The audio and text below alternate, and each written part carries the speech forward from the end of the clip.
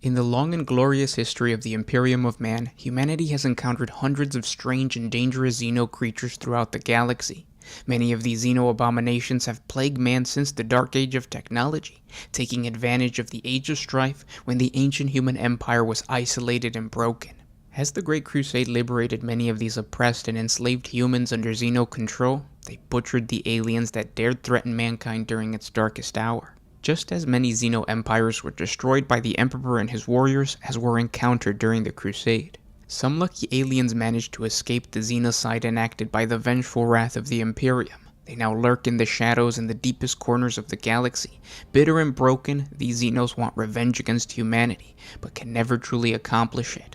Although there are a few Imperial savants that are still aware of their existence, the alien survivors are so insignificant that humanity refuses to acknowledge their threat. They suppress any reported sightings or redact any ancient records of these Xeno. But what this does is it creates an opportunity for these forgotten Xenos to thrive. They bite off chunks off the fat from the bureaucratic and slow-moving Imperium.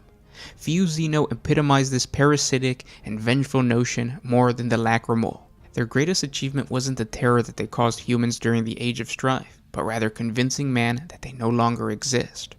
Very few records exist of the Xeno species known as the Lacrymol. Much of the data on these creatures has been lost since the Great Crusade. It wasn't until recently that Inquisitor Grandoval discovered their existence on the world of Beta Carin.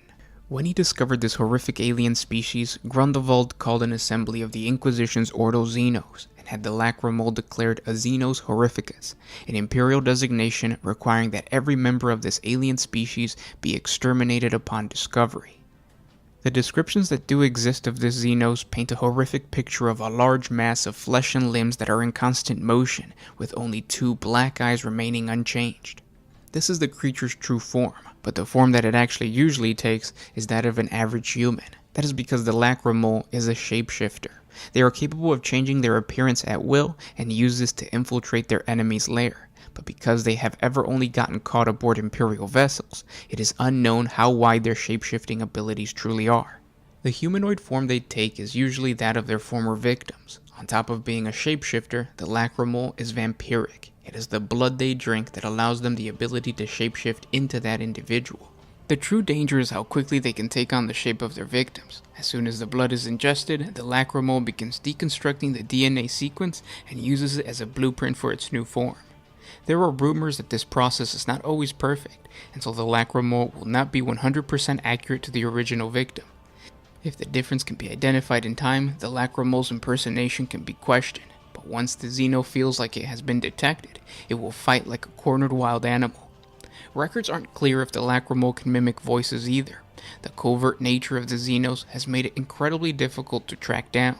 All of these biological adaptations that naturally interact with DNA could have been used in the gene labs on Luna. Check out our 40 facts on the gene labs of Luna or the Moon. I'll put a link up above. The most notable encounter with the Lacrymol has been recorded as the Cardinal Spectre incident, or the Lacrymol incident. This occurred during the early days of the Aculus Crusade, before the death of the War Master Aculus, and before the true extent of the Imperium's foes had been uncovered.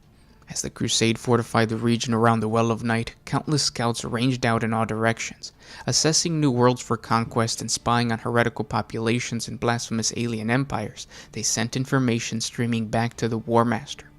Among these reports was the appearance of an ancient space hawk, the Cardinal Spectre. The Cardinal Spectre was an item of interest to the Inquisition, as it had been sighted centuries before, and records spoke of it containing the remnants of a relic ship of the Great Crusade, a ship which might have once belonged to the Young Inquisition.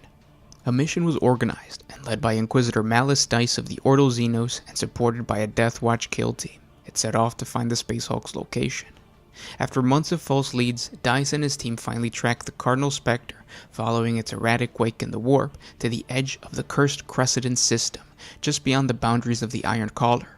There they boarded the vessel and began to search for the relic ship. What they encountered instead was a nest of Xenos, which had apparently been living in the Space Hulk and using it as a base for centuries.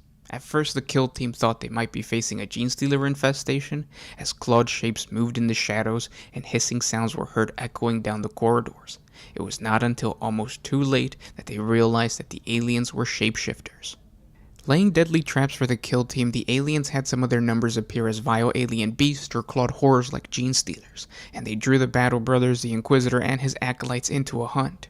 Only then would they pick off the lone members of the group from behind and assume their forms, then get close enough to strike with surprise. After only a few hours of entering the Space Hulk, only Dice and a few Battle Brothers remained, and the Battle Brothers were deeply suspicious that Dice was an alien imposter. To save himself and return his report, the Inquisitor slipped away from the kill team during the firefight and made good his escape on the Cardinal Spectre, leaving all of his companions behind. Upon his return, Dice was convinced that the aliens encountered on the Spectre were the fabled Lacrymol, claiming that they were one and the same with those creatures slain by Inquisitor Grondoval and put to rest long ago. With no proof, however, and the loss of a kill team, he was shunned by his peers, and it ended his career. He was a broken and babbling old man, whispering of aliens in the dark. There is another less-known encounter with the Xeno species that occurred during the Horus Heresy. A Lacrymol was used at least once as an assassin by the forces of the War Master Horus. This particular Lacrymol was able to assume the form of a warrior of the Lego Custodes and infiltrated the planet Bastion, where it was to assassinate the senators and nobles of that world's ruling class, an act that would have led the planet to revolt against the Imperium and side with Horus. The fact that this creature was able to drink the blood of an Adeptus Custodes makes it a heavily guarded secret.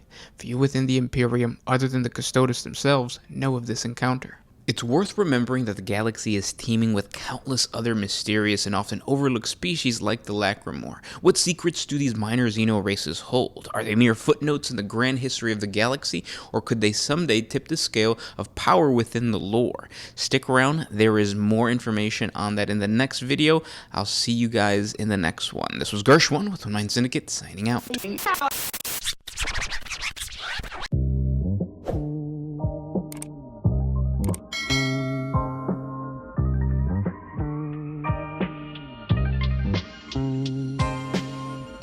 Oh, I did put my